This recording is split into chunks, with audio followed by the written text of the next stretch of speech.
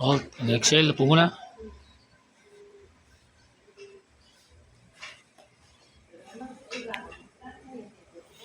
So ito guys, itong ginagawa namin ni stroke patients, Nicole, dito sa Palibutan, Angeles City. So ito yung papalakas ng lower limb at lower back. Dito nade-develop yung kanyang balancing. So ang challenge ko ngayon sa kanya is magawa niya yung 110 counts. Naupo tayo. Sige, pwede na no? So nakaka-20 na tayo no?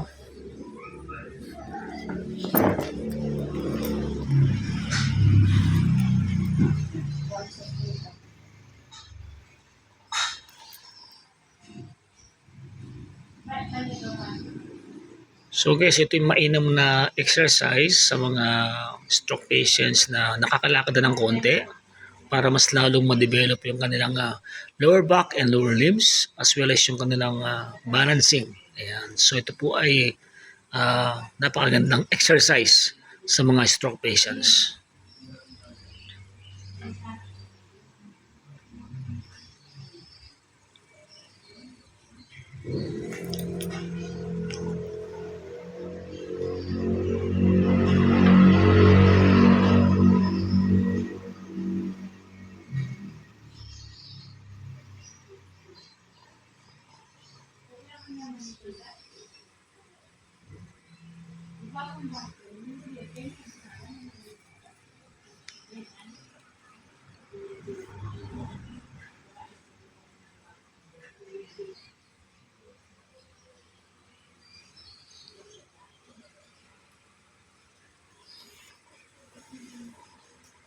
Okay? So nakaka 2 sets ka na. 40 na, 50 na yun. Basta ano. Okay, ready? And exhale, prepare. Prepare, position. For third sets. And exhale. Okay, ready, go.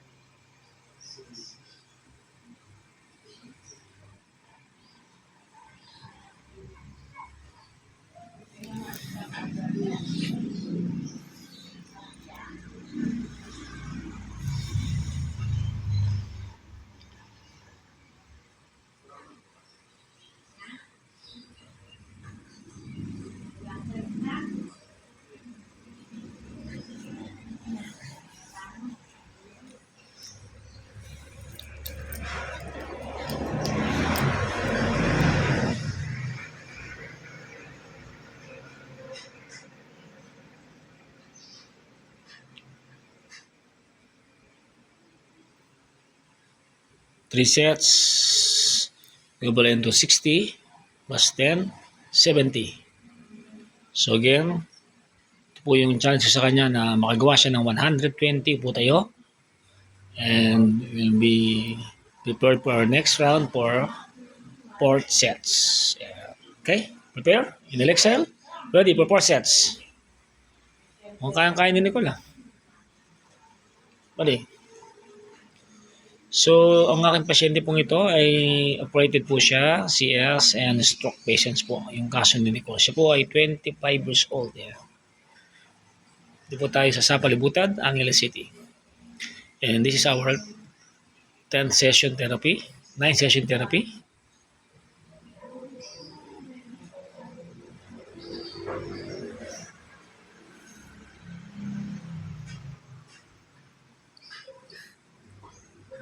Kaya pa? Okay lang? Hindi na.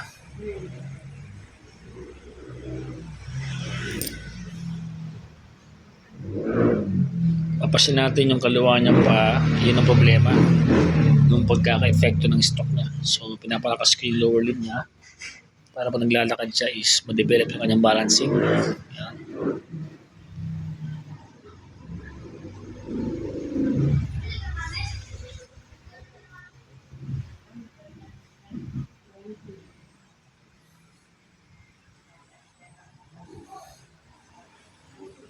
Pahinga muna si Cole. Pahinga muna. Break time for water. So, nakaka-90 ka na. Kaya mo 30. Sagad na natin. Sige. Ayan. Palakas po sa yung ating stock patience. Maraming nauwaw. Kaya ba? Sige. Oo. 30 lang gagawin mo. Sige. So, nakagawa siya ng 90. So, guys, 30 lang gagawin niya. Kaya Nicole. Sige. Try. Nil-exhale. Prepare. Ready. Sige. Yan natin ang challenge sa 120 counts.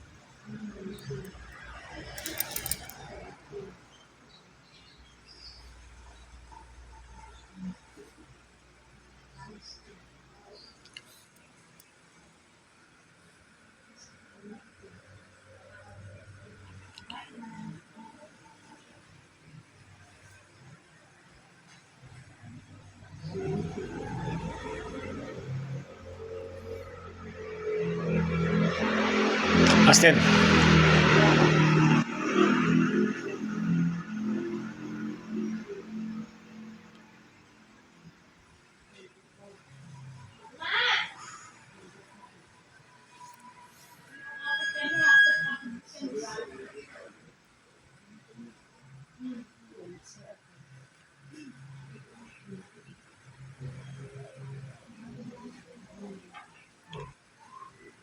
Wow! Congratulations! Nagawa niya po ang 120 counts. Naupo tayo. Ayan, yung ating stroke patients.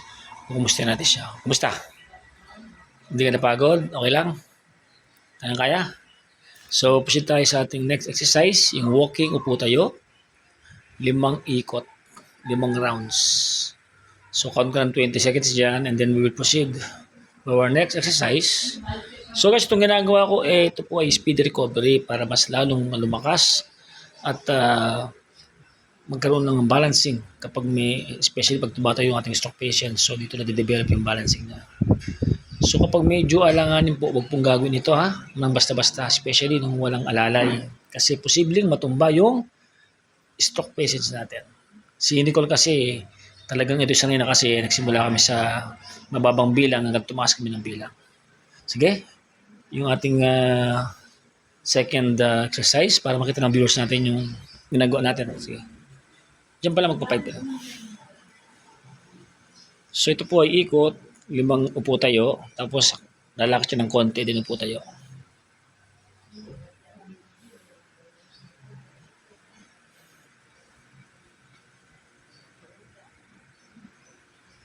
Kaya? Sige lang.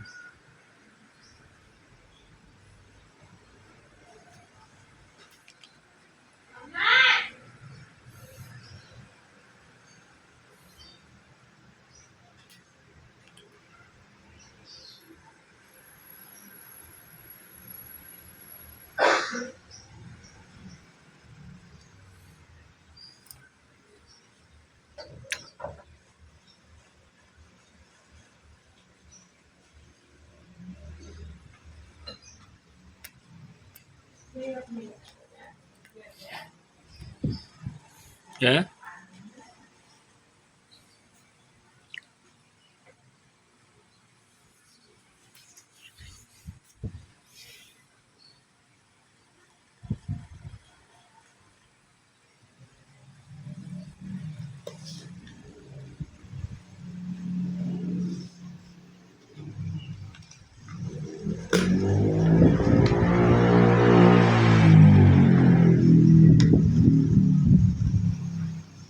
Again, this is our 10th session therapy. Dito po tayo sa Sapa, Liputad, Angeles City. So this is a great exercises and warm-up before we make massage therapy to my stroke patients. And she's 25 years old. And so napakatibay na ng lower limb niya and balancing niya. So nagagawa niya na yung pinakamahirap na exercise na pinapagawa ko sa stroke patients.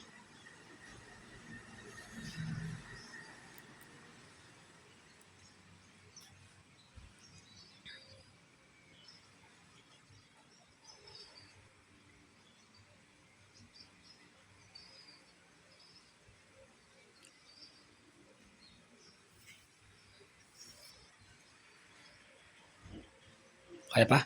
Ayos lang. So po ako muna konti. Then bilang ng 20 seconds for your diretso. Sige. Oh.